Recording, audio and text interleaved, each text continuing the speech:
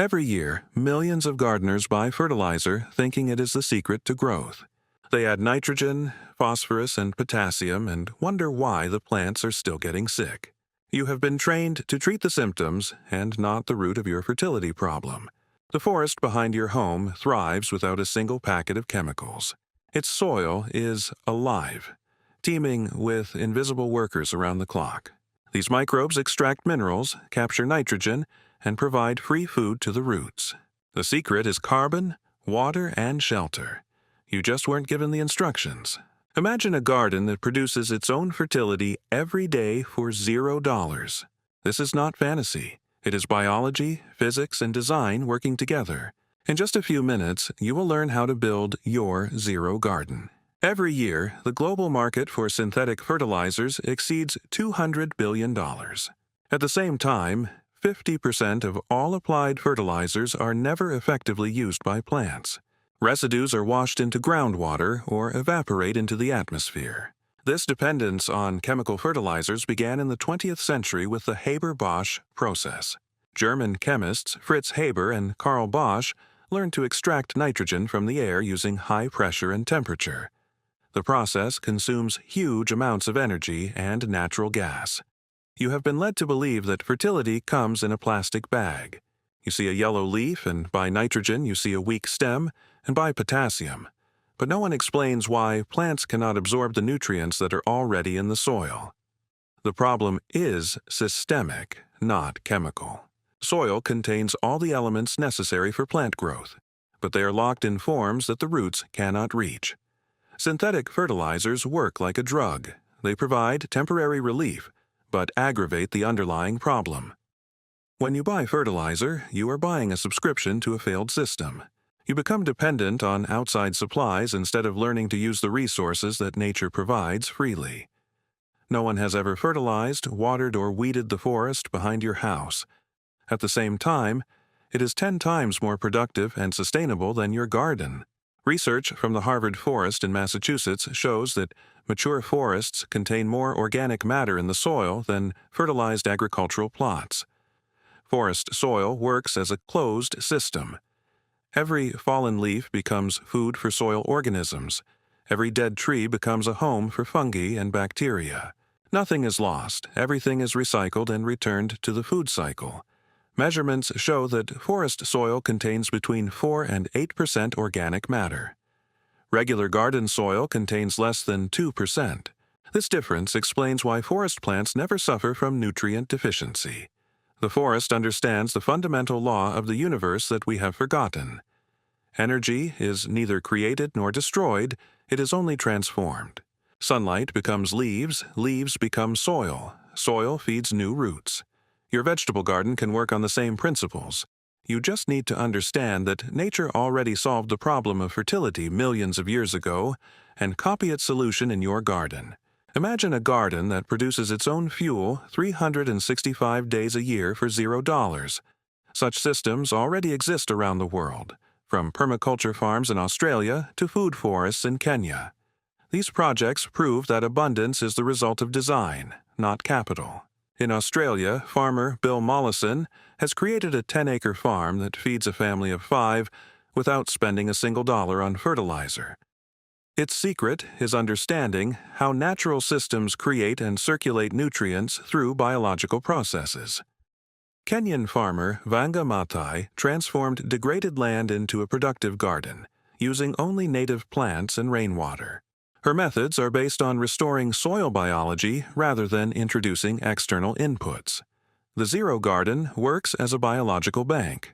Instead of constant withdrawals of nutrients, the system creates deposits through the carbon cycle, nitrogen fixation, and mineral mobilization. Each element of the system works to increase fertility. This is not a utopia. It is the application of the laws of physics and biology to gardening. You cease to be a consumer of fertilizers and become a designer of an ecosystem that feeds and develops itself. There is a profound difference between dirt and soil. Dirt is what remains after biology is destroyed. Soil is a living, breathing, pulsating organism with measurable indicators of health, percentage of organic matter, microbial biomass, and cation exchange capacity. There are more organisms in a teaspoon of healthy soil than there are people on Earth. These microscopic chemists can extract minerals from solid rock, capture nitrogen directly from the air, and deliver it free to the roots. But they only work under certain conditions. Healthy soil contains 4 to 6% organic matter. Dead dirt contains less than 1%. This difference determines whether your garden will thrive or survive on chemical life support. Imagine a gardener named Mikhail, who for 10 years in a row removed all plant residues and applied mineral fertilizers. His tomatoes grew worse and worse, became sick more often, and required more and more chemical treatments. The soil turned to lifeless mud. Then Mikhail changed his approach.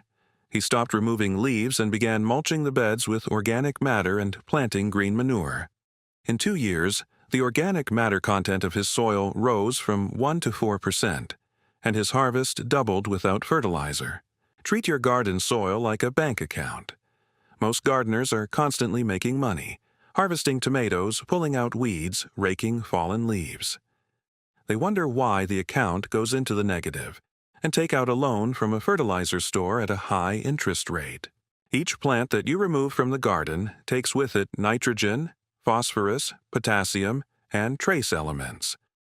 A kilogram of tomatoes contains 3 grams of nitrogen, half a gram of phosphorus, and 4 grams of potassium. A kilogram of potatoes takes 2 grams of nitrogen and 3 grams of potassium from soil reserves. Gardener Elena grew vegetables in one plot for 20 years, carefully removing all plant debris every autumn. Crops fell, plants were sick, the soil became hard as stone. The analysis showed a critical depletion of organic matter and a complete absence of soil fauna. The biological bank account works on a simple principle. Deposits are carbon in the form of plant residues, compost, and mulch. Interest is calculated by soil microorganisms, which convert organic matter into nutrients available to plants. Elena changed her strategy. Instead of harvesting, she began to leave the roots and stems to rot in the soil and mulch the beds with mowed grass and leaves. Within 3 years, her biological account began to generate a stable income in the form of healthy plants without external investments. An army of invisible chemists with strictly defined responsibilities works in the soil. The bacterium Rhizobium lives in the root nodules of legumes and fixes atmospheric nitrogen. Azotobacter works freely in the soil and also captures nitrogen from the air. Trichoderma fungi protect roots from pathogens and dissolve minerals. Bacillus subtilis produces antibiotics against harmful microorganisms and stimulates root growth. Mycorrhizae, symbiotic fungi, increase the absorptive surface of the root system 100-fold, delivering phosphorus and trace elements in exchange for carbohydrates from the plant. Research shows that 1 gram of healthy soil contains up to 1 billion bacterial cells and hundreds of meters of fungal threads. These organisms circulate nutrients more efficiently than any chemical fertilizer system. Predatory nematodes prey on bacteria and fungi, releasing nitrogen in a form accessible to plants. Earthworms process organic matter and produce coprolites, vermicompost with a concentration of nutrients 5 times higher than in the surrounding soil. When you apply synthetic fertilizers, you disrupt this biological factory. High concentrations of salts kill beneficial microorganisms, and the soil loses its ability to independently provide plants with nutrition. Restoring the microbiome takes time and proper nutrition for soil biology. Soil microorganisms work like employees of a high-tech company, but most gardeners don't even know they exist. To run a biological fertilizer factory, the microbes need 3 things: shelter, water, and carbon as wages. Each type of soil organism has its own job description. Nitrogen fixers capture nitrogen gas and convert it to ammonium. Phosphate mobilizers dissolve bound forms of phosphorus and make them available to the roots. Cellulose destroyers process plant residues into humus. Dr. Elaine Ingham from the University of Oregon has shown that an active soil microbiome can provide plants with all the nutrients they need without external sources. Her team has created compost teas that restore the biological activity of degraded soils in a few weeks. The problem with most gardens is not a lack of nutrients, but a lack of jobs for microorganisms. Bare soil without mulch is like an office building without heat or electricity. Nobody will want to work there. To hire a biological workforce, start by creating a comfortable working environment. Cover the soil with a carbon blanket of leaves and straw, provide constant moisture, and stop using chemical pesticides that kill your best workers. In the modern world, carbon has become waste. Fallen leaves are put into bags and placed on the road. Grass clippings are taken to a landfill, and trimmed branches are burned in bonfires. It's crazy. Each leaf worked like a solar panel, storing the sun's energy in physical form. Coffee grounds contain 2% nitrogen and are completely free at any coffee shop. Fallen leaves contain between 0.5 and 2% nitrogen, depending on the tree species. Wood chips contain 0.1 to 0.3% of nitrogen and decompose slowly, providing long-term nutrition to the soil. Composting studies show that a 10-to-1 mixture of leaves and coffee grounds breaks down in 6 months and produces compost with a nitrogen content of 3%. This is comparable to expensive organic fertilizers that cost $50 a bag. Arborist Jim McDonald of Portland removes tons of wood chips from city properties every day. Instead of paying for disposal, it delivers the material to gardeners for free through the Chip Drop app. One call, and your yard gets a truckload of selected mulch. When you throw away a bag of leaves, you're throwing away free energy from the sun, packaged in an easy-to-carry form. These leaves could feed your soil all next winter, but instead, they rot in the landfill, producing methane. Look at the forest floor. She never stays naked, always covered with a thick, spongy layer of decaying organic matter. This is the skin of the forest, its protective and nourishing shell. Studies of the forest floor show that it keeps soil temperatures 10 degrees cooler in the summer and 5 degrees warmer in the winter. The carbon blanket works like a compost heap right on the garden bed. When rain falls on a layer of mulch 25 centimeters thick, a nutritious tea is formed that slowly seeps into the soil. The concentration of dissolved nutrients in such a solution reaches 500 parts per million.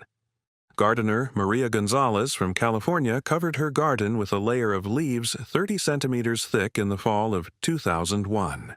In the spring of 2011, the soil under the mulch was infested with earthworms, and the organic matter content increased from 2 to 5% in one season. Leaf mulch decomposes at different rates depending on the type of tree.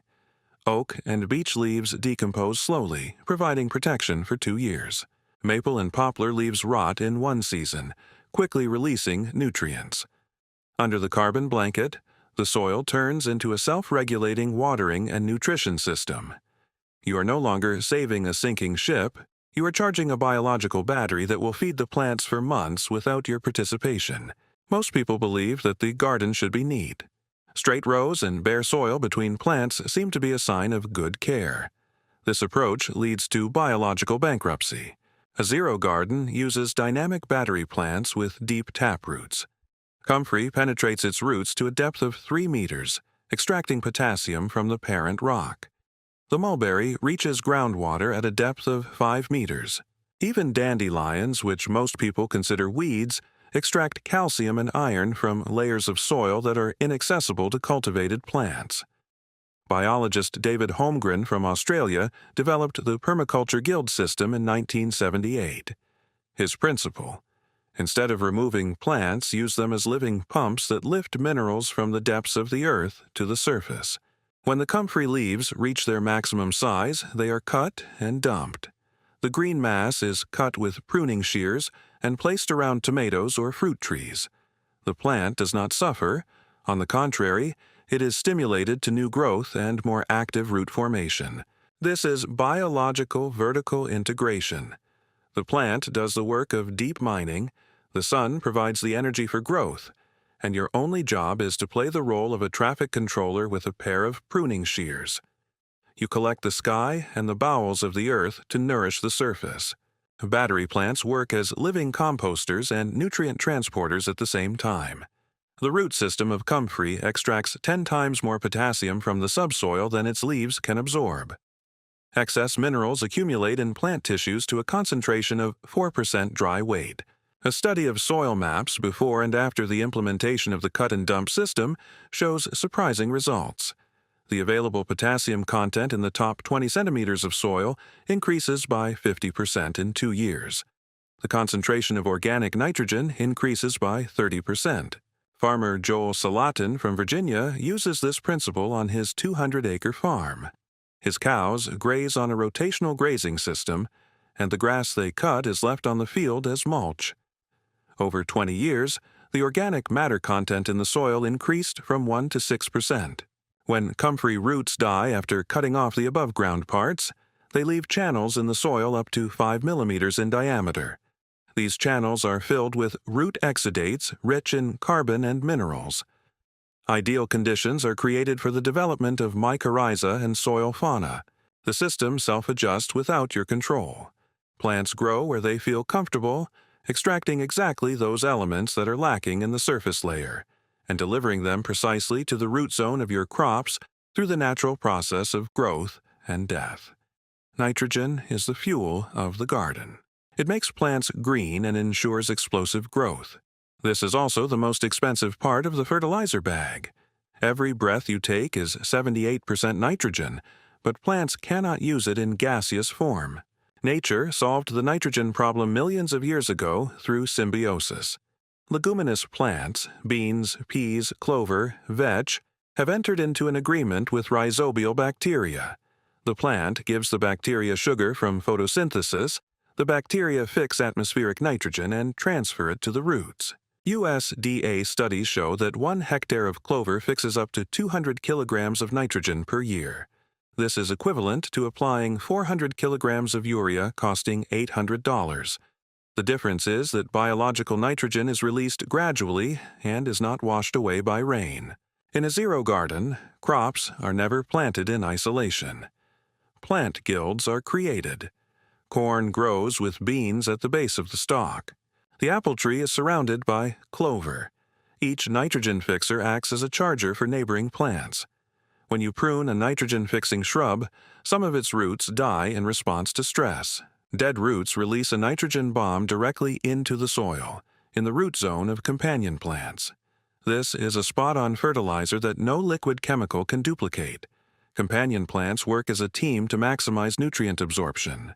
The classic Three Sisters plant, corn, beans, and squash, has been used by Native Americans for over 1,000 years.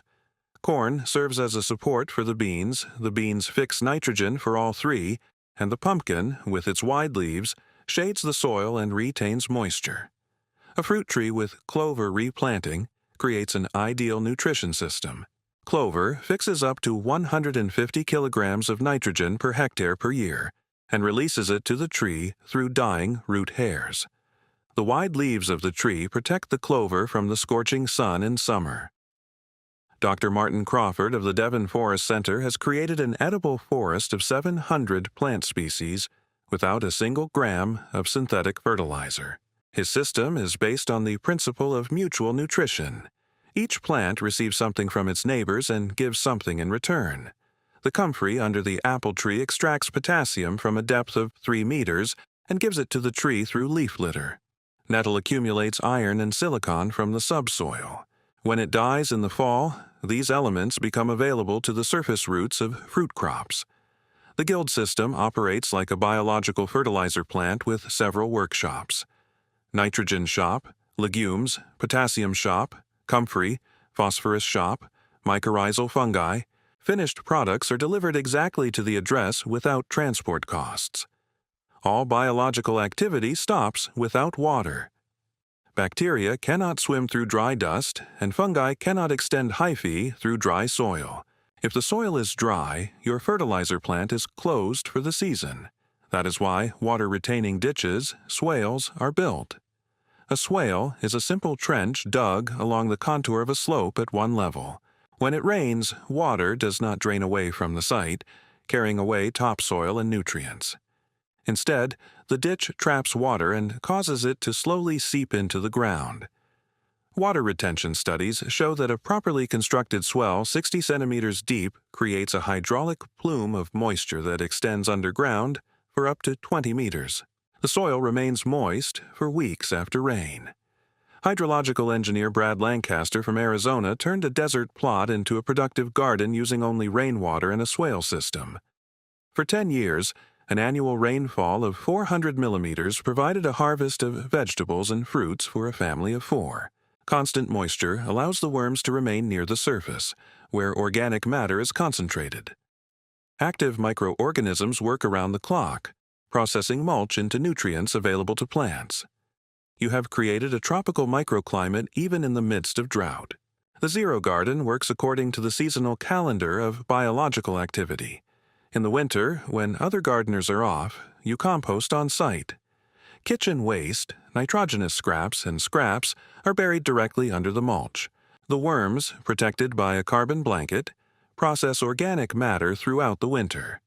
The soil temperature under a layer of mulch 30 centimeters thick remains 5 degrees above air temperature. Microbial activity continues even with light frosts. By spring, a huge bank of pre-treated fertilizers accumulates under the mulch. In the spring, the soil awakens with a massive supply of bioavailable nitrogen. Legume cover crops begin nodulation, the formation of nodules containing nitrogen-fixing bacteria. The release of biological nitrogen coincides with the beginning of sap flow in fruit trees. During the summer, the chop-and-drop system reaches its peak performance. Comfrey is cut every 6 weeks to provide a continuous supply of potassium to the tomatoes. Swales keep deep soil cool and moist, preventing midday plant wilt. In the fall, you harvest the crops, but you don't remove the waste. The bean roots are left in the ground to rot and release accumulated nitrogen. The dead vines become the next layer of mulch. Street leaves are collected for winter composting. The cycle is completed. The fertilizer industry operates on your ignorance. It is based on the fact that you do not know that there is nitrogen in the air, minerals in rocks, and that waste is a human invention. When you build a zero garden, you are subverting the consumer cycle. Historical examples prove the viability of input-free farming. The forest gardens of West Africa fed entire tribes for thousands of years without a single bag of fertilizer. China's terraced rice fields produced crops continuously for 2,000 years using only biological nutrient cycles. A bag of fertilizer is a dead-end investment. It produces a harvest today, but leaves the soil poorer tomorrow. A biological system is a long-term investment. Each year of this practice makes the soil darker, the worms more numerous, and the plants more resilient. After 5 years, the system is so powerful that it requires minimal input from the gardener.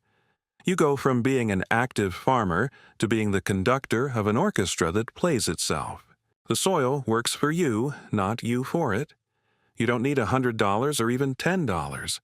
It takes a shovel, gloves, and humility to the fact that nature is a better gardener than you will ever be.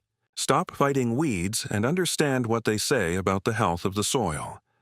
Over 5 years of using no-till technologies, the content of organic matter in the soil increases from 2 to 7%. The density of earthworms increases from 50 to 300 individuals per square meter. These measurable indicators reflect a fundamental transformation of the soil ecosystem. Plants in mature zero gardens show amazing drought tolerance. Research shows that tomatoes in biologically active soil tolerate lack of watering for 20 days longer than their counterparts in chemical fertilizers. The deep root system and symbiosis with mycorrhiza provide access to moisture at a depth of a meter.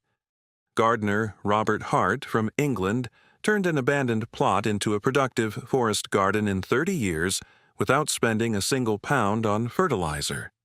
By the end of the experiment, his soil contained 8% organic matter, a level typical of virgin forests. The economic benefits accumulate year after year. The first season requires time to collect mulch and plant nitrogen fixers. The second year brings a noticeable improvement in soil structure. By the third year, fertilizer costs are completely eliminated from the budget. The soil takes on a dark brown, almost black color due to the high humus content. It smells like forest, not chemicals. When squeezed in the hand, a lump is formed that easily crumbles, a sign of an ideal structure for root respiration and water permeability.